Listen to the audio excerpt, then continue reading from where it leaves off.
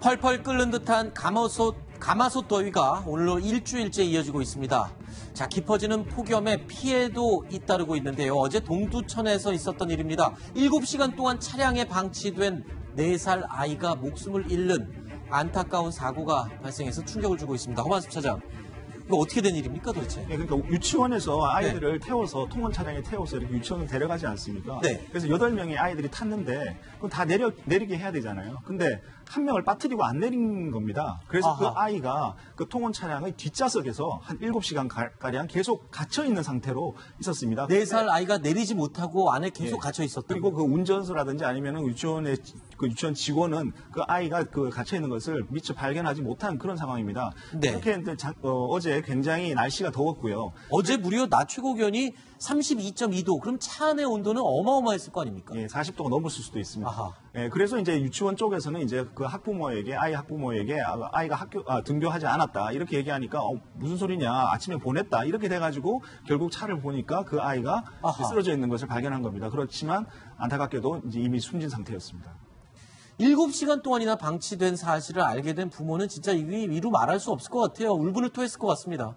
뭐 그건 다 설명할 수가 없죠. 네. 지금 저도 가슴이 뭉클해지는데 사실 이걸 보면서 결국 사람들의 그 부주의나 무관심 같은 것이 이런 끔찍한 참사를 이렇게 빚는 게 아닌가 이런 생각이 듭니다. 아니 점심시간도 있었을 텐데 왜 못 봤을까요? 그러니까 이제 부주의한 거죠. 우리가 이제 세리미법이라고 그래가지고 세리미란 아이가 유치원 통학 차량에 치여가지고 숨진 이후로 유치원 통학 차량에는 동승자 어른이 반드시 타도록 의무화됐습니다. 네. 그 법이 시행이 됐어요. 시행이 되고 있는데도 이런 사고가 계속 일어나는 겁니다. 동승자 어른이 타고 있지만 타고 있으면 뭐합니까? 아이들을 살펴봤어야죠. 그리고 담임 선생님도 아이가 오지 않으면은 곧장 연락을 해야 되지 않을까요?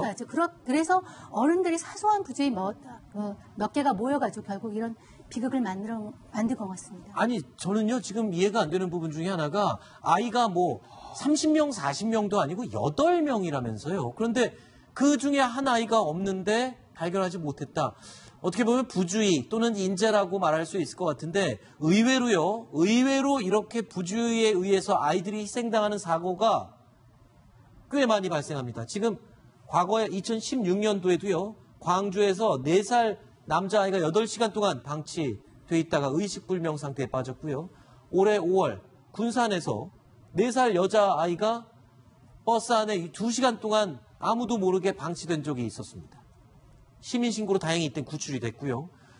또 7월 4일 얼마 안 됐습니다. 의령에서 3살 외손자가 차량에 4시간 동안 방치돼 있었는데 이 할아버지가 모르고 그냥 자리를 떴다가 아이가 숨지는 사고.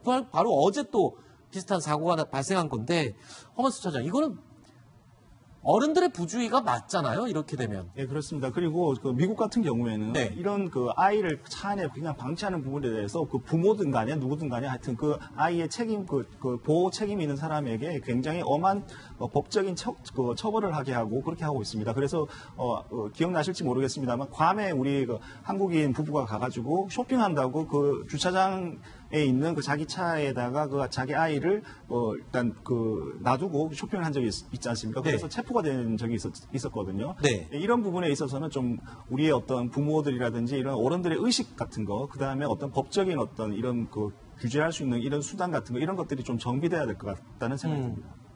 자, 또다시 이런 안타까운 일이 좀 반복되지 않도록 하기 위해서 근본적인 대책이 마련돼야 되는 게 아니냐, 이런 목소리가 매우 높습니다. 여러 가지 대책들 가운데 한 가지로 지금 구체적으로 거론이 되고 있는 게요. 슬리핑 차일드 체크 제도다라는 게 있는데 지금 청와대 국민청원 게시판에도 이게 올라왔어요. 슬리핑 차일드 체크 제도. 정성희 의원님, 이게 뭡니까? 일부 차량에는 우리 국내에서 제도되는 차에는 있습니다. 있어요? 운전기사가 차의 메인 뒷좌석을 본 다음에 가서 뒷좌석에 있는 버튼을 눌러야지만 시동이 꺼지는 겁니다. 그러니까 운전기사가 어쩔 수 없이 그걸 누르기 위해서는 지나가야 돼요. 승객이 어떤지. 네. 끝까지 가서 뒷좌석에 가서 확인을 하게도록 하는 제도인데요. 이걸 의무화하자. 지금 몇 개의 차종만 되어 있는 것을 하자 하는 제도인데 그러면 실제로 유치원 버스나 아이들을 태우고 가는 일부 버스에는 저 장치가 돼 있는 곳도 있다는 말씀이십니까? 아니요. 지금 현재는 승용차에만 제가 아. 보는 걸로 알고 있는데 저런 것을 제도화하는 것도 필요하고요. 또 한 가지는 아이들에 대한 교육도 필요합니다. 얘가 잠이 들어서 아마 선생님이 발견을 하지 못했다. 네. 그러면 깼을 경우에 경적을 울리면 되거든요. 네. 그러면 이제 운전석으로 와서 경적을 이제 손으로 울리거나 그것도 안 되면 이제 주저앉아서. 아니, 4살 애가 어떻게 그걸 합니까? 그러니까 그걸 이제 유치원에서 교육시키거나 아니면 아이고. 또 요즘은 다 썬팅을 해요. 네. 아이가 안에서 울부짖어도 알 수가 없기 때문에 어린이 통합 차량에는 썬팅을 못하게 하는 그런 제도적인 보안 장치도 필요한 것 같습니다.